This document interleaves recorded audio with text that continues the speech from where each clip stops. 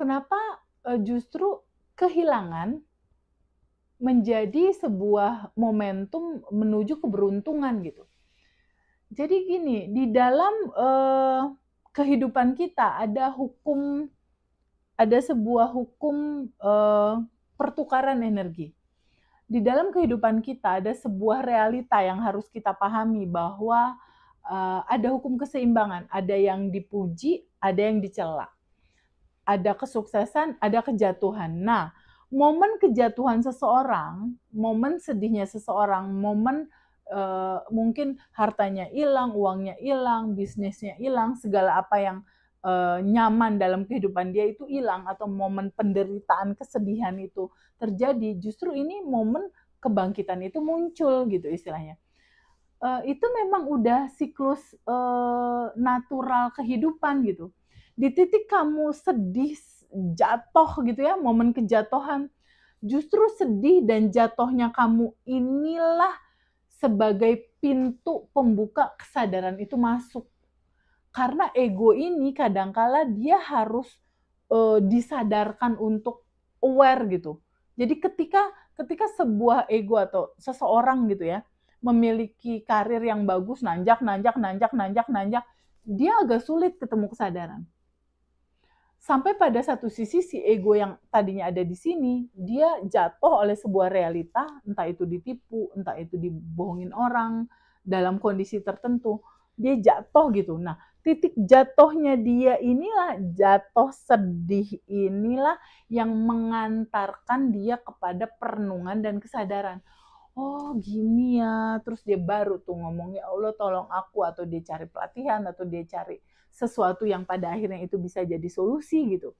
Nah, jadi, memang betul hampir semua orang termasuk aku, sebuah momen kejatuhan itu membuat, ego kita tuh drop gitu ya, ego kita drop turun.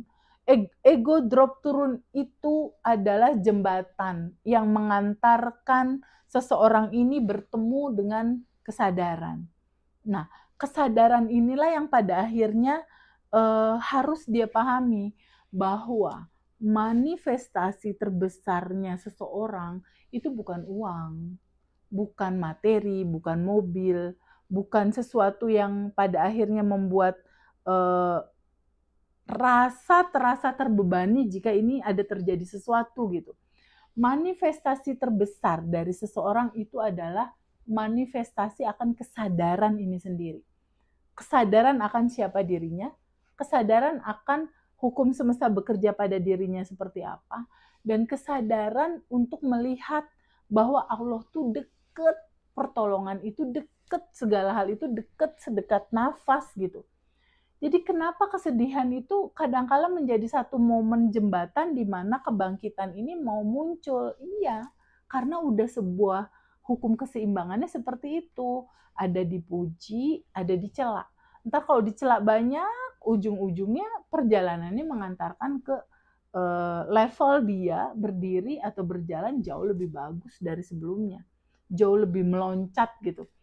Karena memang untuk masuk ke fase, eee, kegembiraan, kebahagiaan yang luar biasa, semesta menginginkan tubuh ini, jiwa ini mengalami begitu banyak spektrum rasa. Ada kebahagiaan, ada kesedihan, ada kemarahan, ada kecemasan. Ini semua harus dirasakan sebagai, gambaran, pembelajaran jiwa gitu. Jadi kenapa kesedihan ini justru terjadi dan setelah itu mengantarkan momen di mana, eee, realita hidup dia itu menjadi jauh lebih loncat gitu. Karena itu tadi, karena si kesedihan ini mengantarkan dia kepada kesadaran. Nah, di titik mengantarkan dia kepada kesadaran, dia akan lebih terbuka karena dia pernah mengalami fase yang nggak enak. Jadi suatu saat realita dalam kehidupan, itu terjadi dalam kesedihan, dalam kebahagiaan, dalam kecemasan, dalam kebingungan, nggak usah khawatir bahwa faktanya, realitanya ini juga udah cinta.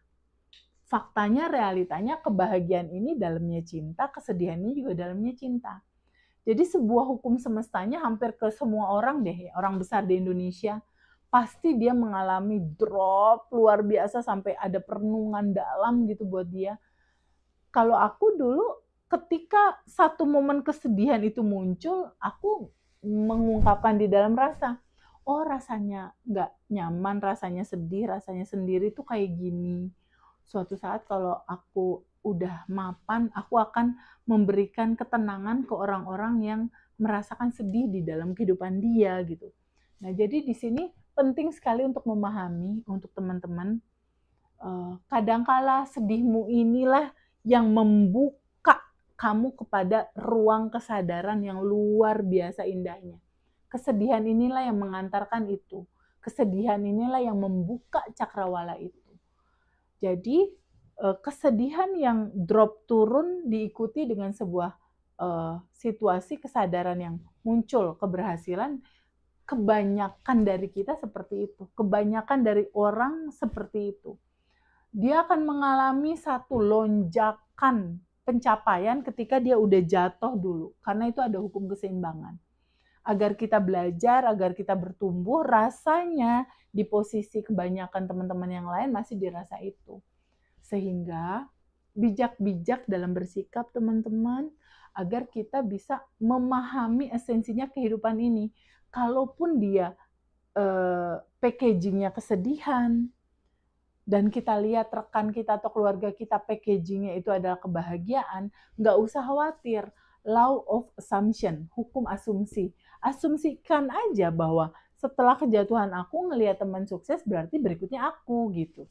Sering-sering law of assumption, sering-sering memberikan asumsi terhadap kehidupan kita. Kita siapa, bagaimana kita, bagaimanakah semesta bekerja di dalam kehidupan kita, kenapa ini terjadi. Teman-teman harus tahu itu, karena hidup cuma satu kali. Substansi yang harus dipahami adalah kamu siapa, tabungan semesta, dan praktekin semua apa yang menjadi ulasan di dalam materi. Jadi sekali lagi di sini, kenapa ya kesedihan justru momen di mana keberhasilan ini masuk dalam realita? Iya jelas. Ketika kamu udah rilis, ketika kamu udah pasrah, terbuka, kamu kosong lagi. Dan hukumnya yang kosong ini pasti akan selalu diisi oleh alirannya.